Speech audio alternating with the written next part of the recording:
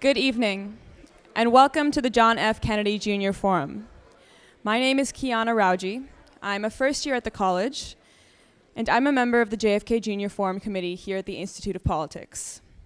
Before we begin, please note the exit doors, which are located on both the park side and the JFK street side of the forum. In the event of an emergency, please walk to the exit closest to you and congregate in the JFK Park. You can please also take a moment now to silence your cell phones. You can join the conversation tonight online by tweeting with the hashtag JFK Junior Forum Live, which is also listed in your program. And you can also follow us on Instagram at JFK Junior Forum. Please take your seats now and join me in welcoming Professor Zoe Marks.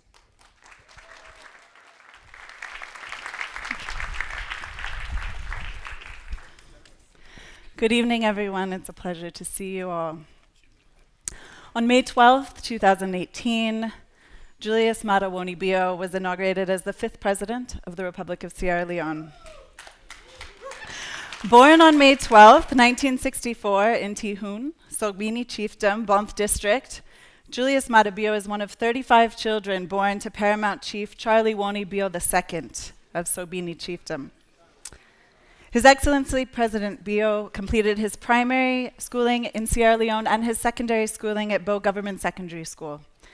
He received a BA and a master's in international politics and relations at American University here in the US. And he's always been driven by a passion to serve his country. President Bio started his public service journey as a school teacher before joining the Sierra Leone Army, where he rose through the ranks to brigadier. He previously served as Secretary of State of Information, as Chief of Defense Staff, and as Deputy Head of State, ultimately serving as Head of State of Sierra Leone from January to March of 1996, in the middle of the country's civil war. While he was Head of State at that time, President Bio launched a peace process in Abidjan, welcoming the rebels into talks that enabled the country's democratic elections. He presided over the conduct of the first democratic elections in Sierra Leone in nearly 3 decades. At the time, Julius Maada Bio was popularly referred to as the father of democracy because of his outstanding contribution toward the restoration of democracy and the attainment of peace in Sierra Leone. President Bio is a well-known philanthropist and humanitarian, and his work with the Maada and Fatima Bio Foundation has led to food donations and other items of necessity to victims and families that were affected by the country's 2014 Ebola outbreak. He's also been pivotal in responding to environmental disasters in 2015. Most recently, he was a senior research fellow at the University of Bradford in the United Kingdom, where he pursued a doctorate in peace studies. His Excellency President Bio credits his mother, Mama Ami, as the person from whom he acquired all of his driving principles in life: calmness, becoming a hard worker, and a staunch believer in God as a devout Catholic. In his tenure as president thus far, President Bio has set as priorities accountable governance, strong efforts towards anti-corruption, the development of human capital and moving Sierra Leone beyond extractive industries and mineral wealth, free, high-quality education up through secondary school, and perhaps closest to my heart, a bold, progressive agenda for women's inclusion and gender equality. Under an umbrella of inclusive development, please join me in welcoming President Bio to the stage.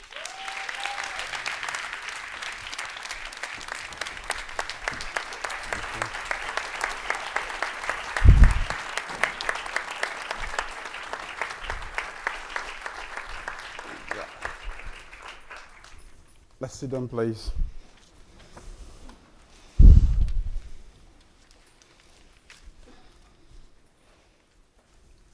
Thank you for those kind words.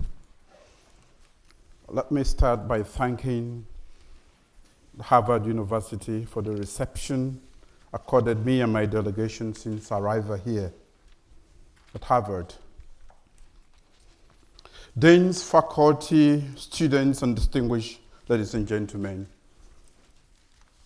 this evening I want to start my conversation with you about Sierra Leone with 2 hackneyed expressions. One, a bad repetition is easy to make and hard to break. 2, a good reputation is hard to destroy. Having said that, let me start by saying that Sierra Leone, in the popular imagination of some, has yet to shake off the persistent narratives of a quaint place in the middle of the jungles of Africa, where drugged, marauding teenagers with AK-47s ran riot, killing women and children, indiscriminately lopping off limbs and razing down houses in an orgy of violence over blood diamonds. To some, Sierra Leone is still the place of Ebola, with hundreds of people dying every day and being buried in mass graves. To some still, Sierra Leone is still the subject of international diplomacy about peacemaking, peace building, reconciliation, and how the international community could get it all wrong again, and how everything could go up in flames.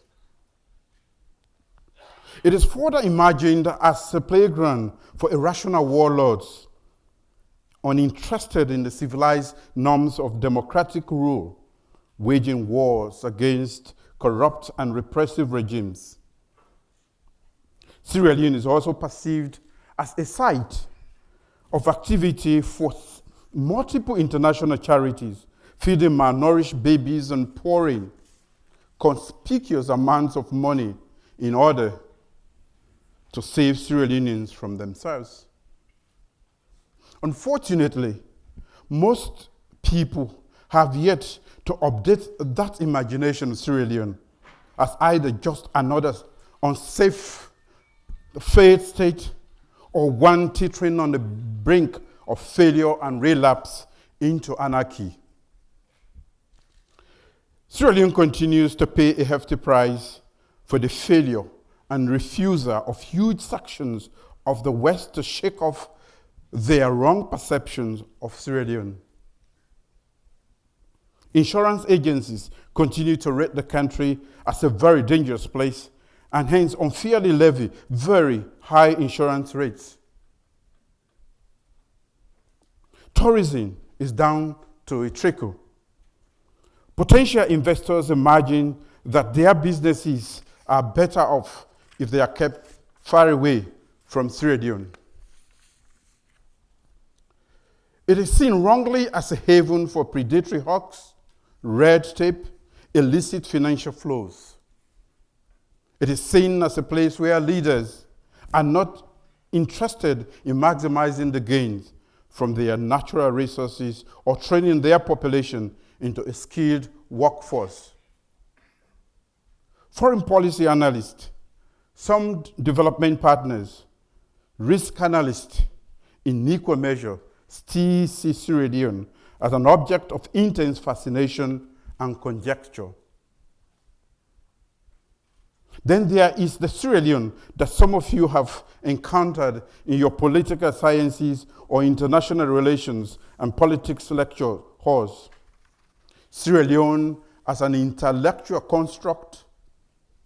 Sierra Leone as a site of intellectual contestations where scholars test out new insights into resource cause and state collapse, neo-patrimonialism, clientelism, liberal peace building, truth and reconciliation best practices of hybrid justice systems for human rights, post-conflict and peacemaking models, ethnopolitics in emerging democracies, and many, many more.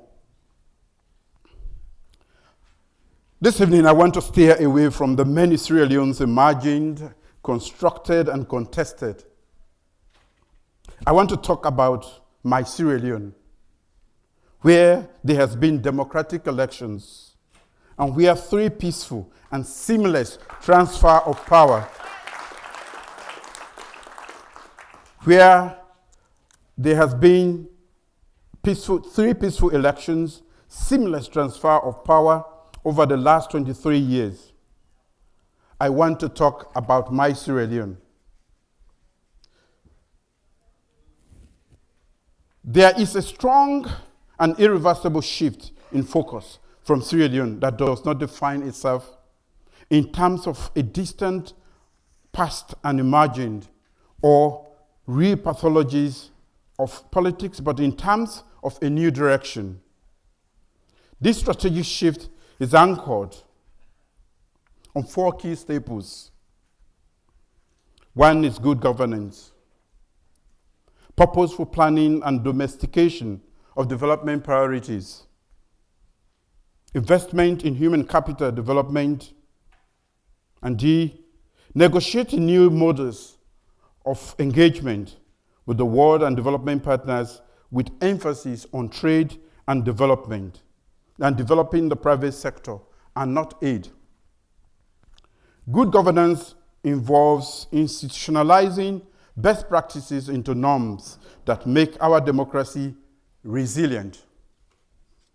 So when we clamp down on corruption, waste, abuse, and fraud, or when we stringently apply anti-corruption laws without fear or favor, or institute commissions of inquiry presided over by foreign judges of great standing, we are fostering a culture of deterrence and accountability.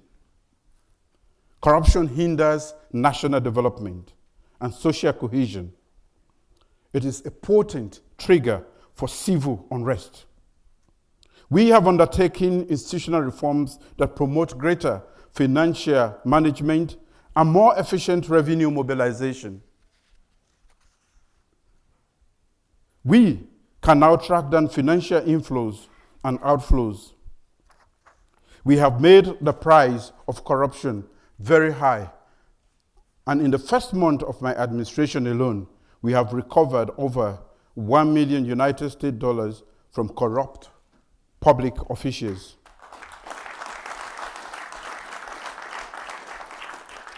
We will use the recovered loot as a down payment for the first and only diagnostic and cancer care hospital that we serve Sierra Leoneans.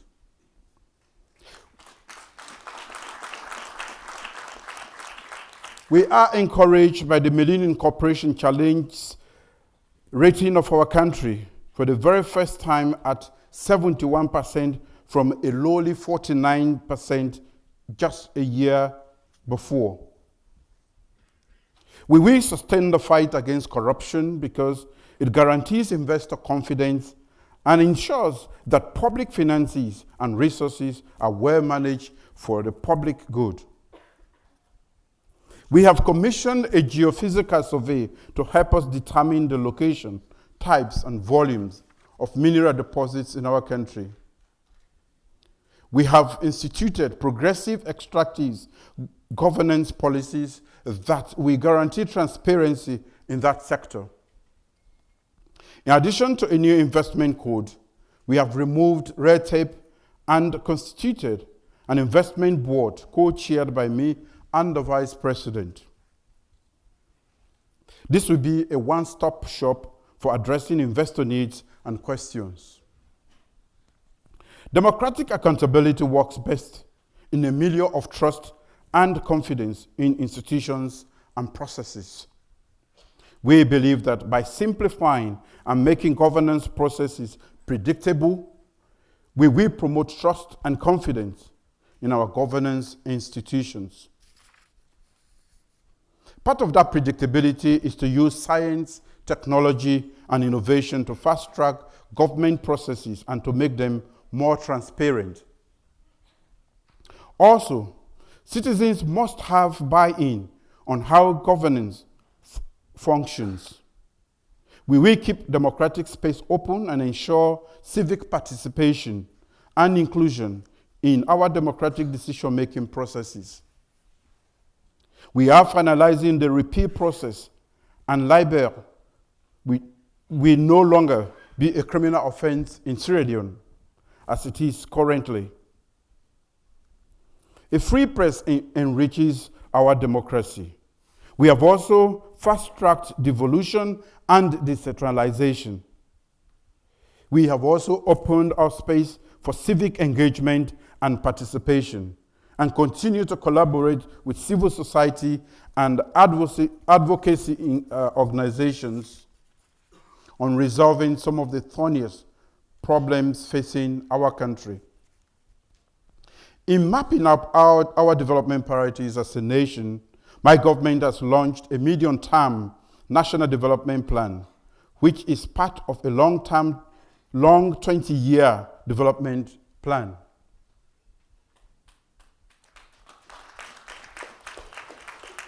The priorities were determined by citizens through an inclusive consultative process owned and driven by us and tailored to our country's specific development needs and context. The plan also needed to be achievable, sustainable, with measurable outcomes that are consistent with regional and global development targets and indicators as set in the AU, that's African Union Agenda 2063, and the Sustainable Development Goals. Future annual budgets would also be fully aligned with the national development priorities. We also laid out how we would engage our development partners in order to avoid duplicity and waste, and together we negotiated a continual relationship of continuous dialogue guided by the principles of transparency and mutual accountability. My argument is that Africa's development needs not be driven by and determined by external actors and donor countries. Additionally,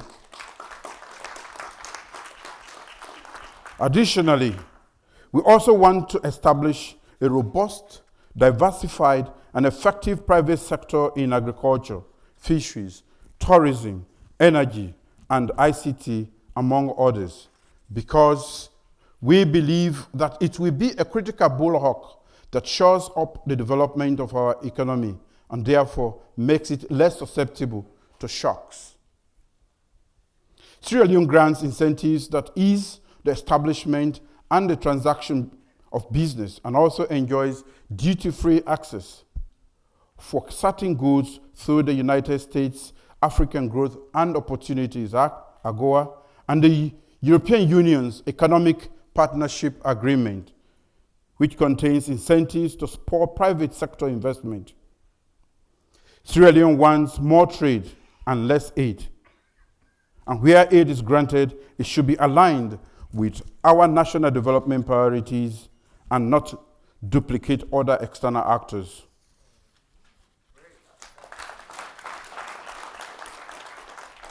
But just reviewing regulatory frameworks, undertaking infrastructural developments, and institutionalizing democratic accountability is not enough to drive development. As a country, we have identified human capital development as the most critical factor in the development process. We have significantly increased investment in human capital development up to 21% of the entire budget.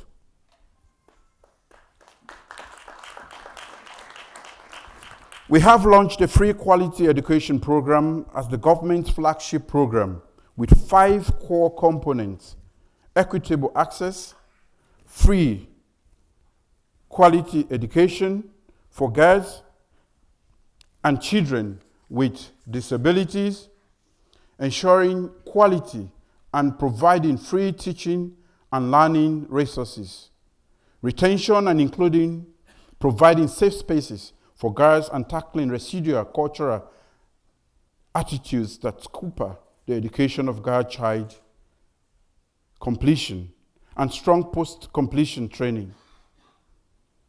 Nations that have leapfrogged into the development process have a well-educated and trained workforce and have taken advantage of science and innovation. The government has also established a Directorate of Science, Technology, and Innovation to seed, test, and scale innovations in collaboration with and in consideration of the needs of the private sector, government, and academic institutions. In further pursuit of human capital development, we have also invested in healthcare infrastructure and the training of healthcare workers in order to provide access to quality healthcare. We are also investing in various food security initiatives. In addition to investing in human capital development, my government is working on ensuring social protection and safety for every Sierra Leonean, especially women and girls.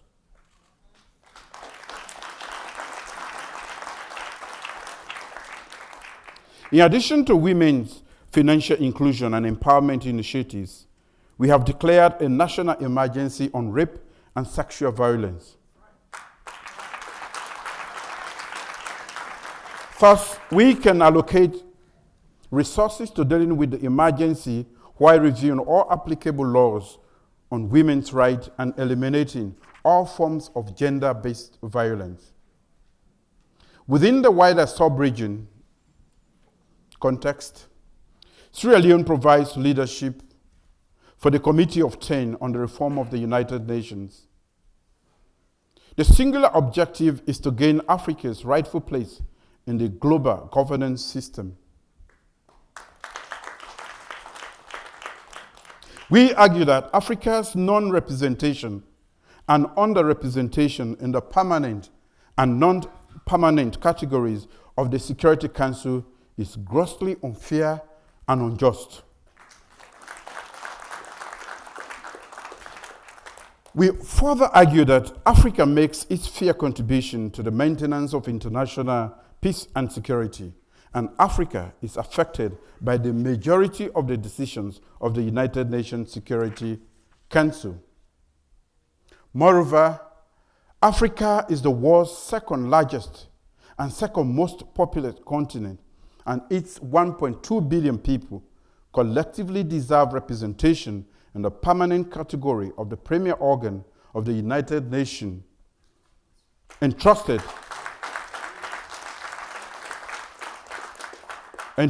with the responsibility of maintaining international peace and security on behalf of member states. Sierra Leone as a nation continues also to contribute to the preservation of world peace and security by actively participating in United Nations peacekeeping missions in various countries around the world. So, let me close by emphasizing that our vision of the new Sierra Leone is one that is developed on the principles of democratic governance and accountability.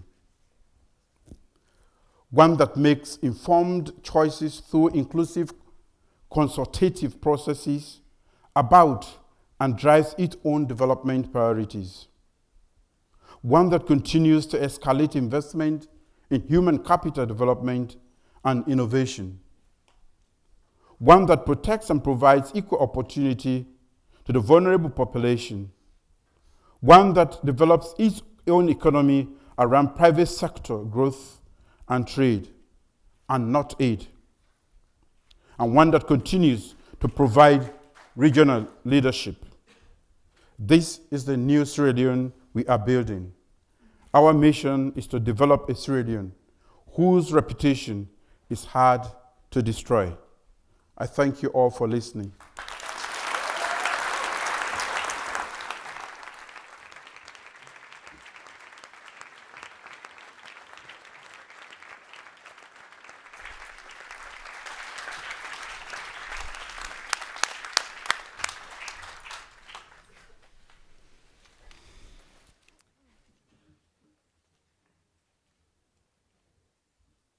How una do? The minister been telling me say I need to talk small Creole tonight. So I glad if I see una naya. And we too glad he passed Mark for have the president in this house. Okay, thank you. So as is the tradition in the forum at the Kennedy School, we always take questions from the audience, and the president has generously agreed to field about 25 minutes of questions. To do this, we have 4 microphones. There are 2 here on the floor.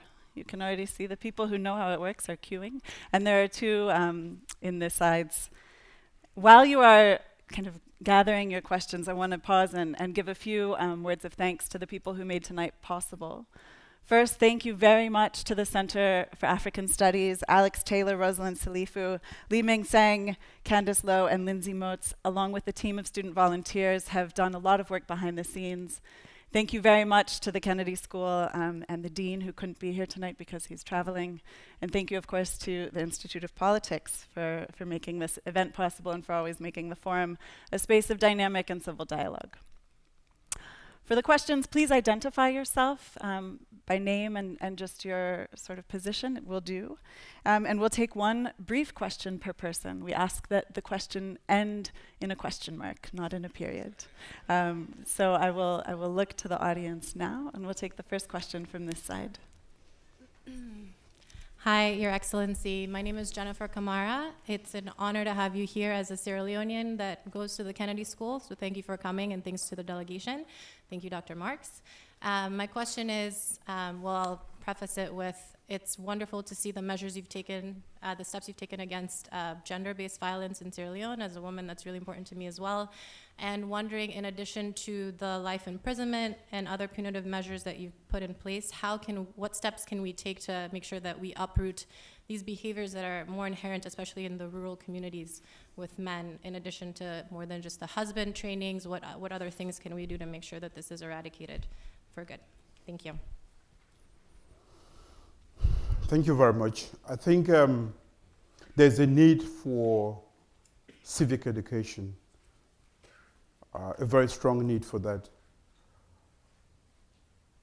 Because of the culture, quite a lot of people don't think women should have rights. And this goes right across the society. And there are no punitive measures in place at the moment when those rights are abused. So, apart from the measures we have taken, there is a need for us to educate ourselves about the right of women. They are human beings like us. In Ceridian, they constitute more than 50% of the population. They have a right, and those rights should be protected. So we are engaging different groups of people. We are talking to traditional leaders. We are talking to district level. We are cascading the process. It's the part that you or everybody we hear about is actually the official measures that have been taken. But I think if we really want to deal with it up to societal level, we have to make sure that everybody from the household to the state level is informed. The punitive measure is actually meant as a deterrent. And we have to cascade this information. And the measures have been taken, various groups have been informed, and we are preparing to actually take this message down to the village level. So those are the additional measures we are taking. But it's an extremely difficult issue to deal with, because I've gone around Sierra Leone, and when I talk about this, when I talk about other issues, I receive great applause. But when I talk about this, it's not well received. Yes, I find myself in a very funny position, but I've taken this moral high ground because I think it is wrong. We have to fight it, and we have to make sure that the victims are taken care of, and those who perpetrate that level of violence should go to prison forever. They don't deserve to be working. Our situation is even more serious. I mean, when you think about what is happening, I start to wonder what type of a human being will rape a 5-year-old girl. So it is a serious challenge, and we are ready for it, not just taking the official measures, but also taking it to societal level and making sure that everybody is informed about what it actually means to fight gender-based violence. So rest assured that we are going to cascade the information. We are going to engage in canvassing our local authorities to really take the issue very seriously. Thank you. Sir at the mic, and please introduce yourself before the question. Good evening, Mr. President. My name is Paul Bismarck. I'm originally from Liberia, West Africa, so I'm your neighbor. And I'm also have something in common with you. I'm a retired veteran of the United States Army, but right now I'm a student here at Harvard. That's what matters. My question relates to peace and security in West Africa, because we know that every issue that I face, every existential issues that I face, most especially West African countries, also affects Sierra Leone in some way.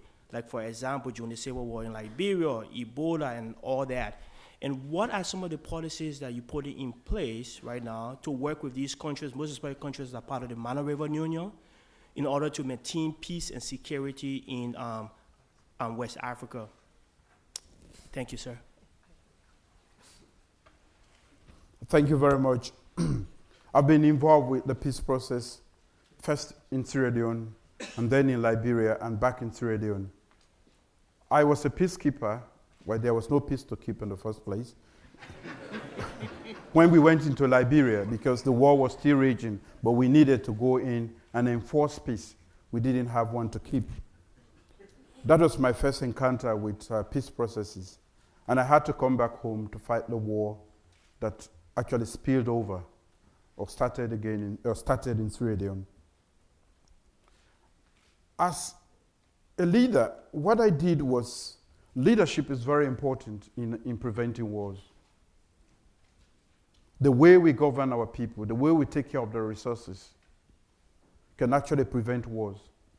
But the very actions that we can take when the war breaks can actually bring them to an end. And that takes me to what I did after nearly 6 years of civil conflict in Sierra Leone. As a soldier, I decided that the war front was not the best place to end the war.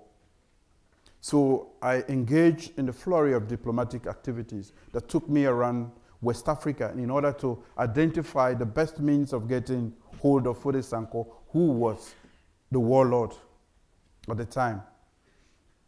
From the leaders, I was able to identify one country, which was Côte d'Ivoire, La Côte d'Ivoire, and I was able to get them to mediate because of the special circumstances they found themselves in and the connection, however indirect, they had with the rebel leader. I pursued until I was able to get Foday Sankoh out of the jungles and initiated the peace process with him. A lot of people did not believe because a lot of people thought he was dead, and that in fact there was no warlord called Foday Sankoh. But I was able to bring him out. What I'm trying to really illustrate here is that leadership can play a critical role. And we have to play that role. I've only been around for 10 months, and I've been extremely busy with my own challenges at home. I inherited a near bankrupt state. But I totally believe that development itself needs an ecosystem that is peaceful. So if we are talking about sustainable development goals, they are nothing if we do not ensure that there is peace in these regions. So we have a peer review mechanism. We are using soft power and connections to actually get other leaders to understand that you cannot govern any country the way you would have done so few years back. The people have a lot of power. They have information. There is internet. There is new media. These were not there when the wars broke out in West Africa. So we have to be responsible. We have to lead our countries in the context of good governance. Without that, we will have challenges. So one is taking care of the economy. Most challenges that have evolved has always been how we have used government funds as leaders. And there is some amount of awareness among leaders now. We do talk often, and within the framework of the ECOWAS, we are actually addressing issues about instability or anything that can lead to war in West Africa. At this juncture, I think you've just reminded me to step up to the plate and play a more active role. But like I said to you, I've been preoccupied with burning issues at home. But I definitely would step to the regional leadership, and we make sure that Africa is no longer a war zone. We'll take a question from this side. Thank you. Catherine Townsend, and I'm a student here at the Kennedy School.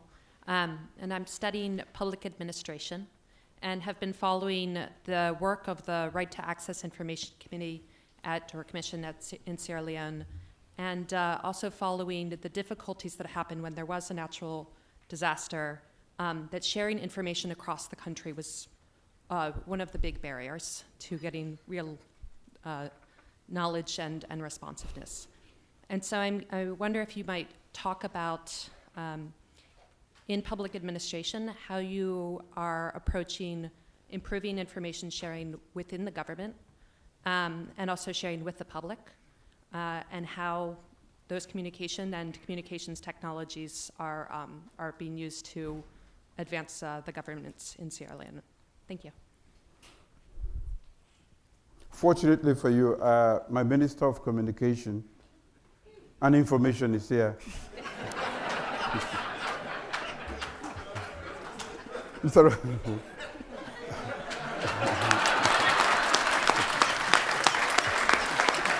If you can get a mic. I don't know if we have the... Without sounding like the I'm roving putting you mic. on the spot, I know you can respond to that. If we can have the mic, he can respond to that adequately.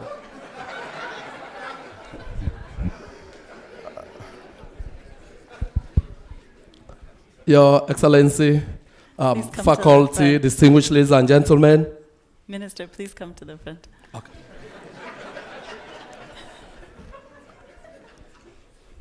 Your Excellency, thank you very much for the opportunity to respond to this question. The Right to Access Information Commission was set up to ensure that we make any information that is of public essence seamlessly available to end users, as members of the public. In the Act, there are provisions for compliance. Otherwise, necessary provisions within the Act could be evoked. The Act, the Commission has the powers of High Court, which means people can be subpoenaed and compelled to give necessary information. Beyond that, we are a democracy that thrives on public opinion. In the Ministry of Information and Communications, we have a strategic communications unit, which is supervised directly from the Office of the President, with Professor P.K. Mwana as Strategic Communications Advisor. We hold regular press briefings, during which we share government information to members of the public, and we also take information from members of the public to inform public decision making. We do not stop at that. We'll also ensure that we go to communities, we hold town hall meetings of this nature. We are on social media, we're on Facebook, and we do several other things. It's a mixed bag of various measures, various modes to target various segments of the population. What do I mean here? We segment our population. We do not do Harvard-style population, Harvard-style communication, or address market women, for example, in depressed crew bay. We use the communication mix that appeals better to them, that they understand. So yes, this government thrives on ensuring that we carry our citizens along. For example, when we decided to confront the hydra-headed problem of corruption. We ensured that we took the citizens along. Perception surveys were done, which indicated that about 81% of citizens supported and still support the commissions of inquiry. Town hall meetings are being done. Posters are being placed in public places. Jingles are being played on public radio, and a whole lot of other things are done. In all of this, the Right to Access Information Commission is key and is playing a critical role in ensuring that government policies are disseminated to every nook and cranny within the country. Need I say more? Thank you very much.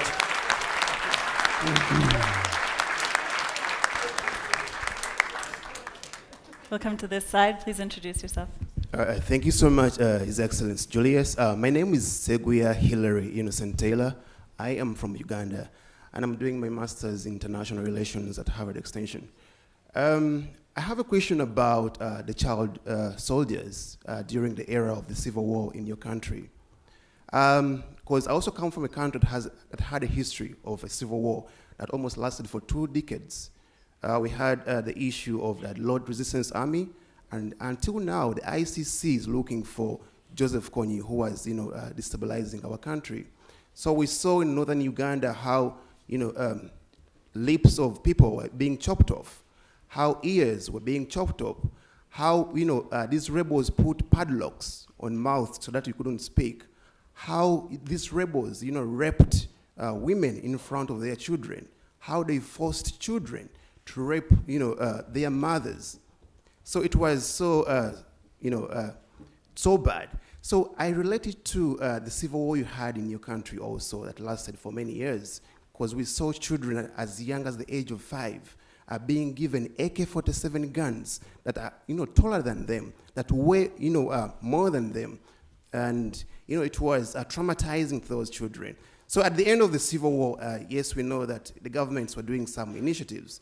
But again, as an advocate of education who believes in Sustainable Development Goal 4 of the UN agenda, what initiatives do you have for these children?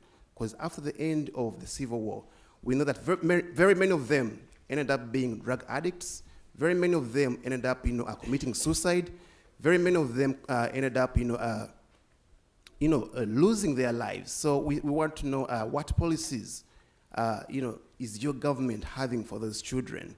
And again, also, as someone who comes from, just lastly, briefly, as someone who comes from a clear, country. So we want to have time for everyone to answer. Thank you very much. Thank you very much. That is the sort of narrative we want to completely put behind us. We are forward-looking. We've had the Truth and Reconciliation Commission. We are looking forward now. A new Ceridian has emerged. But we have not forgotten the ills of the past. Measures have been taken to care for some of them. And some of them I refer to as the lost generation. We are not able to go to school during that time. In the free quality education that we have introduced, we also have the skills and vocational training component, which is meant to service people who we are not able to go to formal school so that they can learn skills and acquire certain skills and go through certain training to be able to employ themselves and to be useful in society. Of course, that requires huge resources, which is not normally available. So what we are doing is to make sure that with proper planning, we can actually cater for the needs of all of these people so that they can become citizens that are useful and can be used for the development process that we have embarked on. But that narrative, like I said, is something that we really want to forget about now. The chopping of limbs and all of those things.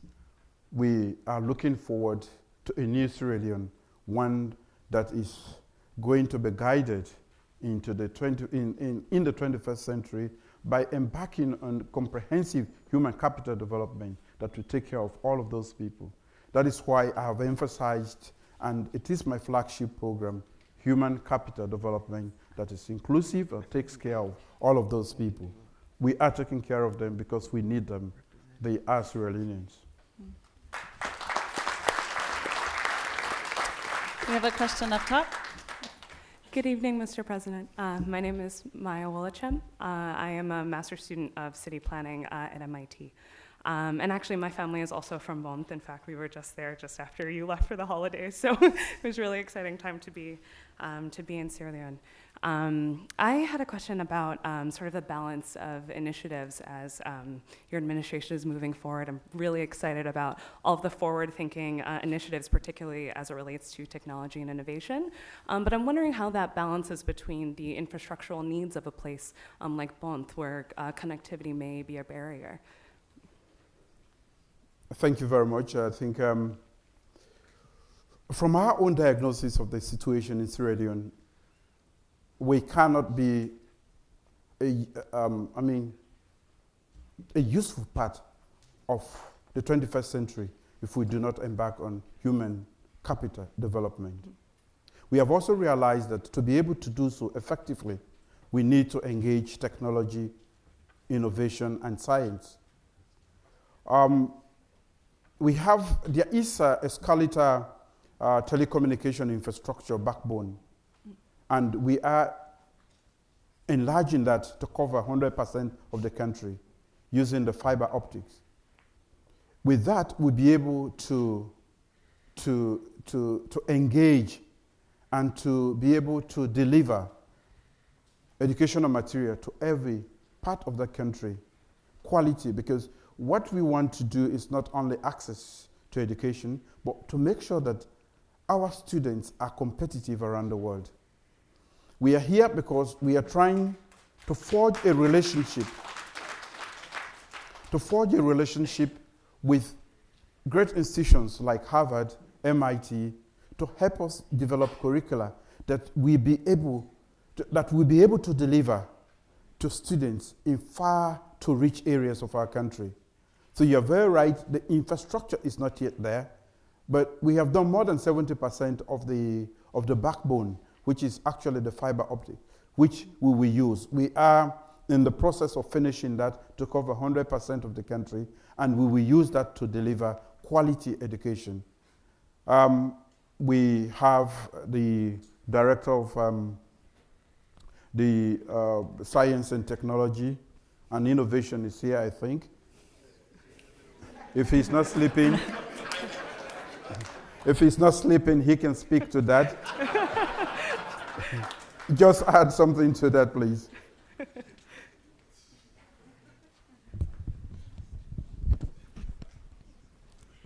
Thank you very much, Your Excellency.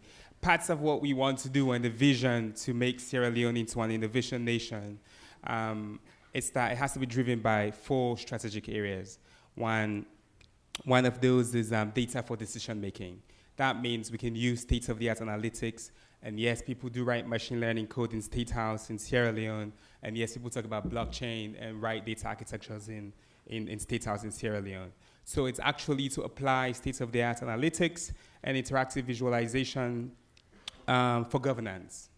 Soon, cabinet decisions will be driven by analytical reasoning that's already happening in various MDAs.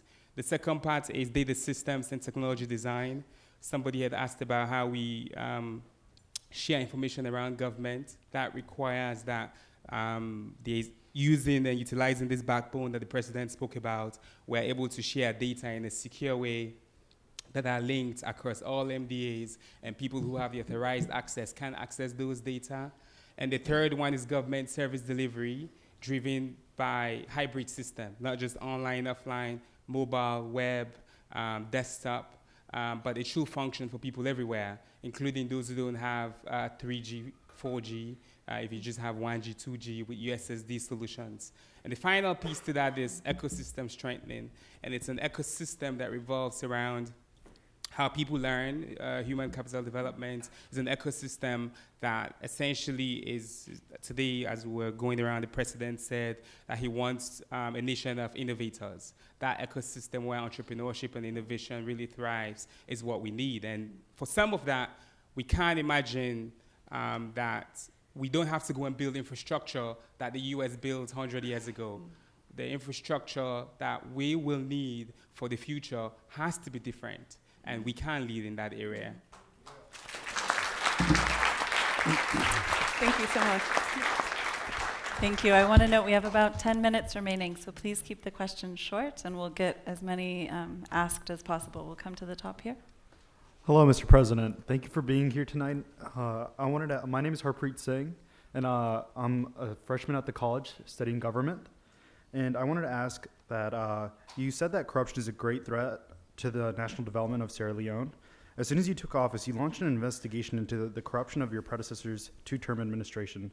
The All People's Congress fought you on this decision. So what are you doing to ensure that members of your administration and party, the Sierra Leone's People's Party, are promoting transparency and good governance and practices? What I'm actually doing is to provide a deterrence for them. They cannot account for now because we have only been there for 10 months. But I know that by the measures we've taken, it is enough deterrence for them to know that one day they will be called to account for their stewardship. That is for my government, including myself seated here. And using technology and the reforms we have introduced, it is quite difficult to be able to lay hands on government money. Our determination to draw the line on the corruption in Sierra Leone is strong. We cannot proceed if we do not stop corruption. We cannot develop, we cannot innovate if we do not stop corruption. So really, quite a lot of people have thought it was a witch hunt. I've said to people, it is not a witch hunt, but this culture of corruption and impunity that goes along with it must be stopped. And I'm taking leadership. Of course, it is extremely difficult to stop corruption. Corruption fights back, and it's fighting. But we are determined to win that fight.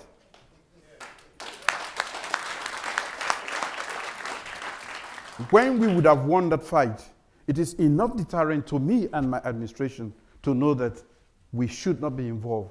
So besides the systems and procedures, we are doing a lot of work, social engineering within the governance system to make sure that it is extremely difficult for people to lay hands on public funds. Checks and balances are being put into the system. These are the things that were never available in the first place. So we are working to make sure that corruption is not fashionable again in Sierra Leone, as it has been. Thank you. Yes, sir, down below. Thank you, Your Excellency, for addressing this community. My question is regarding the issue that's going on in Cameroon at the moment. I mean, with history shown, if Kwame Nkrumah was still alive today, he would weep for what is happening in Africa today. And you've been a victim of it, but yet the African Union sit quiet and watch. What can the African Union do? What can the African Center for Fraud Prevention do to work with you in order to resolve the issue that is going on in Cameroon and to help Africa become this great continent that it deserves? Thank you. What specific issue? We know there is a struggle. We know that there is a leadership that are still much longer than it should be. So what specific issue are you talking about? In terms of the girls not going to school and the guns that have been going out, like what happened in Sierra Leone a few years back, and it's still happening in the 21st century, how can your organization provide these skills that you have in order to put a stop to this and allow kids to go back to school and get Africa out of the guns? That's an extremely difficult question, I must confess. I think earlier on I made mention of leadership. I was faced with a dilemma. I had to make a choice to either stay in power as military head or to go and save my nation. I decided it was time to go. I think the Cameroonians have to make a decision as to whether they want to take a particular route out of the present situation. I cannot speak specifically to the situation because I'm not well informed. I know there are challenges there. But I think the leadership, the function of leadership is to provide for the people, is to protect the people. And if your presence or your continuous presence is a threat itself or becomes the actual threat to the nation, I think you should reconsider your options.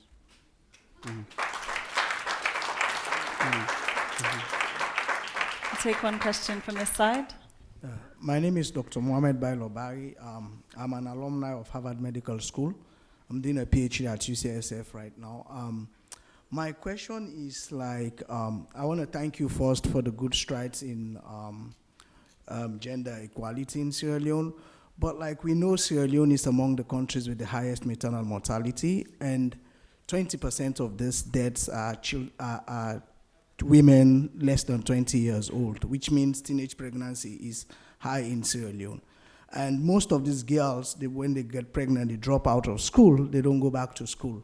And that also impacts the development. So my question is, what would you do in your government to make sure that these girls go back to school, as your flagship project is education, and also to reduce teenage pregnancy in Sierra Leone?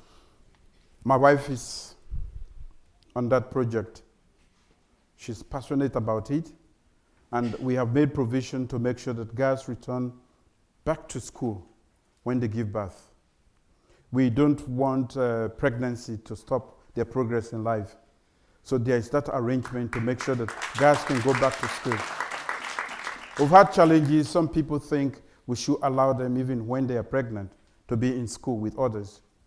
I have chosen the other option to make sure that they stay out of school when they are pregnant, and go back to school as soon as they deliver, because we don't want to make pregnancy fashionable. The other copycats, and this was informed by something that we realized as a government. These little girls started to think that it's cool to have a baby. When they see their companions with their own babies, well dressed, with all the little things. And so it was like a fashion, like a bag you will carry. So we thought that we have to nip that in the bud. It's not fashionable. Go to school, finish, and then you can have your babies as many as you want, although we are trying to reduce the number because population explosion in Africa is the next frontier of that we have to deal with in terms of threat. So you can rest assured that we want them to continue. We are fighting to stop. There is the Hands Off Our Girls campaign. In Sierra Leone, my wife is championing that. We are going to even have Eyes Off Our Girls because we have predatory creatures that actually disturb the girls from going to school, and we have to try to stop that. But you can rest assured that we are very serious about it. It's no lip service. Thank you. We'll take two more questions. So from this side. And Mr. President, my name is Jerolime Pia. I come from Liberia, and I'm a student here at the Kennedy School. Let me start by thanking Sierra Leone for the role you play in restoring peace to Liberia. And thank you personally, since you are a peacekeeper.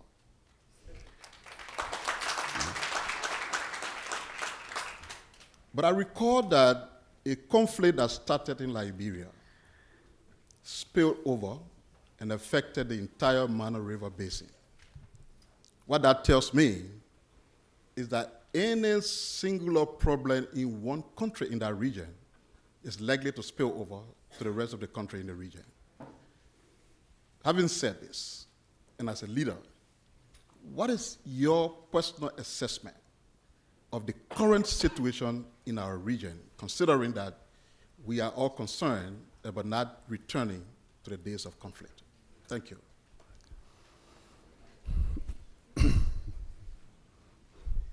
You guys ask very difficult questions.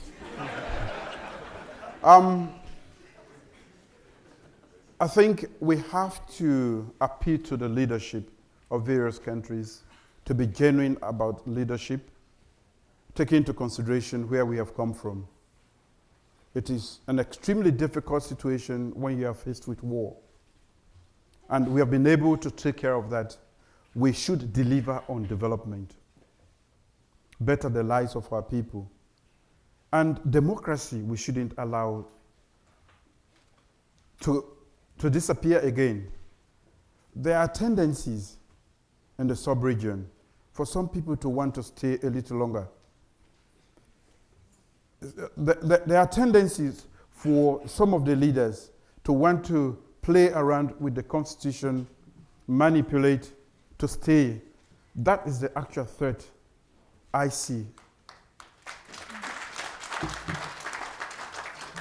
If we can just stick to democracy, make sure that you serve your people, and there are term limits, we obey those term limits. I think the basin will be a quiet and peaceful place.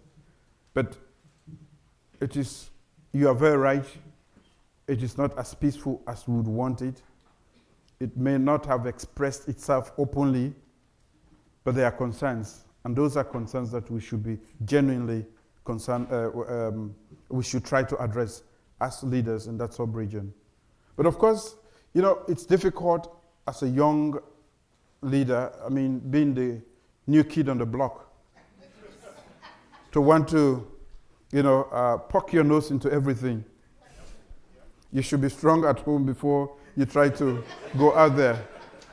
So my concerns, that I do share your concerns, they are quite legitimate, but I think we have to put some methodology. There has to be a method to dealing with that. Mm-hmm. We'll take one more question tonight. Good evening. Thank you again for coming out tonight. My name is Bilal Wari, and I'm a sophomore at the college, so I'm studying psychology and also pre-med. My family's also from Sierra Leone. My mom is from Kabbalah. My dad is from Freetown. But I had two quick questions. One, what have your main involvements been in promoting access to quality healthcare across the population? And two, earlier you mentioned you had a plan for promoting free education at the primary level and beyond. So what are your main action plans for that? I did say earlier that human capital development is the flagship program of this particular administration.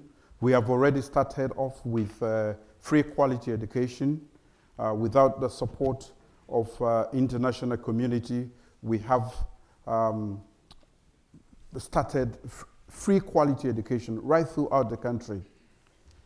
What we are trying to do is to make sure that it is inclusive. Everybody, we have a right to go to school, and we are paying for everybody, providing educational and teaching materials so that people can go, kids can go to school freely. The other component of free quality, the human capital development is actually healthcare, access to healthcare. That is the next phase. We have been around for about 11 months. That is posing a challenge because it is quite capital intensive, and with what we inherited, we are still struggling. But human capital development, which we have defined to mean feeding the brain, the tummy, and taking care of the well-being of the human being, that must be done in a way that is holistic. You cannot take one and leave the other behind. So access to health care is definitely an important component. And as we go on, and we are attracting good partners who are ready to help us. So we are already discussing with an American company to establish a full diagnostic center in Ceridian. For now, for everything, we have to go out of the country to get medical attention. So we are working on that, but I must confess that it's an extremely difficult issue to tackle, but we have to, because it is part of the human capital development which I've spoken about. Thank you. On behalf of the Dean of the Kennedy School, the Institute of Politics, and the Center for African Studies, I want to thank the audience for wonderful questions, and also to ask the audience to join me in thanking His Excellency the President for an engaging and very candid discussion.